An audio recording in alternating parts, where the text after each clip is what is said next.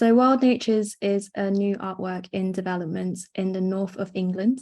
It is led by socially engaged artist Hwa Young Jung and young adults 18 to 25 who are on probation in Merseyside. It is working in partnership with the Howard League for Penal Reform and criminologist Dr. Will Jackson. And so with this, through a co-creation gaming project, the young adults on probation will explore the intersection of criminal and environmental justices. An interactive gaming artwork will be co-created with the young people using socially engaged methods, which would include workshops with collaborators across gaming, music, and performance. And this we're hoping will result in a large-scale interactive artwork that will have an online and live exhibition iterations. Next, please. And so this is our team.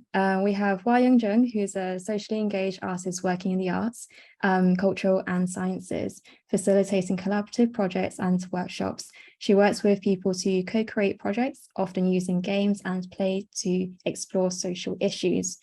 I'm Angela Whitey-Chan, and I am an independent researcher, curator, and artist specializing in climate change.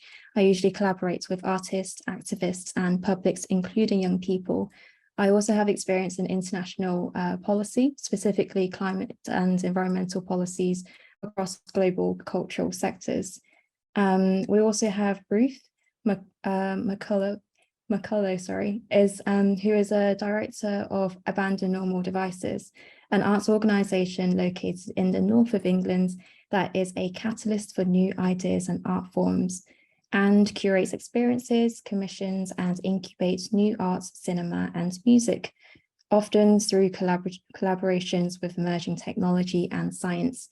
It's a nomadic organisation, and they take inspiration from the post-industrial landscape and are rooted in community building.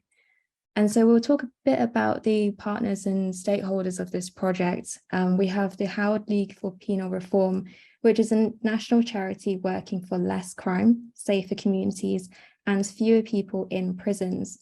They work with parliaments and the media, with criminal justice professionals, students, and members of the public to influence debates and force through meaningful change to create safer communities. And Hwa Young has also been working with criminologist Dr. Will Jackson, who's a senior lecturer in criminology in the School of Justice Studies and is a member of the Centre for Study of Crime, Criminalisation and Social Exclusion at Liverpool John Moores University. NARCO is also on the project, which is a social justice charity who house, educate, supports research, campaign and speak out for and with disadvantaged young people and adults. And so how did Wild Natures come about? It's all started with P-Town Bay, which is a board game that was co-created with young people with NACRO in Peterborough in the UK, who and these young people are learning outside of mainstream education.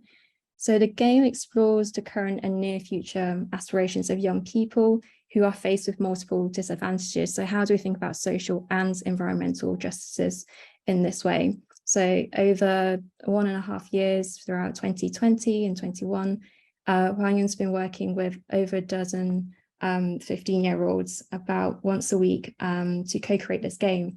And to kind of like just give a very brief introduction to it, in the game, there's sea level rise. Peterborough is facing lots of flooding. It's now a coastal town. Petrol and diesel has been banned, but because it's, you know, a group of young men, they're really interested in cars. So Hwa Young was describing to us that, you know, all the cars in the game are now electric, and through the gameplay, they have to navigate this new city. And it's kind of a bit inspired by Grand Theft Auto. The project actually has been disseminated in different ways, targeting change and policymakers. And this images is actually of a live stream gameplay as part of the Science Gallery 2022 Youth Symposium and the Howard League Conference in September. Hwa Young and the criminologist also presented a briefing paper on this combined research and got some policymakers to play it as well. So bringing all of this into Wild Natures, we're carrying through the kind of main concept, which is criminology criminological artivism. So really centering that the research which harnesses the activist qualities of art can be used to inform transformative criminological research. With artivism, it's an approach that involves merging the boundless imagination of art and the radical engagement of politics. And so with this, our co-creation processes aim to have the voices and experiences of the young people who are usually marginalized by institutionalized state practices so that they can be heard and represented. And actually from the P-Town Bay projects, these processes have also seen barriers to participation, which are access to technology and also the mental and emotional capacity to engage, which really varies due to present circumstances such as housing, employment, stability, being, really at the core of what they're experiencing every day and being quite tested. So, and as well as this, also having conditions on their liberties. So adding to these kind of barriers, we're also thinking about the ethical and accessibility considerations with the people who we're working with through Wild Natures, with the young adults on probation in Merseyside. And for the next slide, we can also just talk about why we're interested in using real-time 3D and why actually it centers the main goal for us, which is to raise public awareness, but essentially to make policy change. It's a tool for us. We feel like it's a tool for workshopping rather than a sole outcome. We want to explore situated landscapes of geography, pasts and present in order to build another future. So we see it as a time machine that will assist in future scoping for the physical environments the participants move around in. And so for the next slide, we just want to summarize and say that this is, an environment.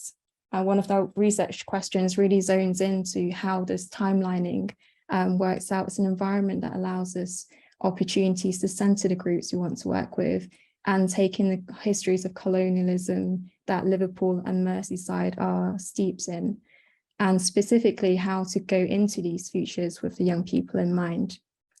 And to finish off with the next slide, we have the research question: how do we effectively translate an analog board game into a digital game? How do we go from P-Town Bay to Wild Natures, where we actually want to center the narrative agency of young people, ensure that they can feel heard and valued for their lived experiences, and crucially shape that policy change, and for their ownership of these relations, movements, and opportunities in the city that they live in, so that they can feel a sense of belonging as well.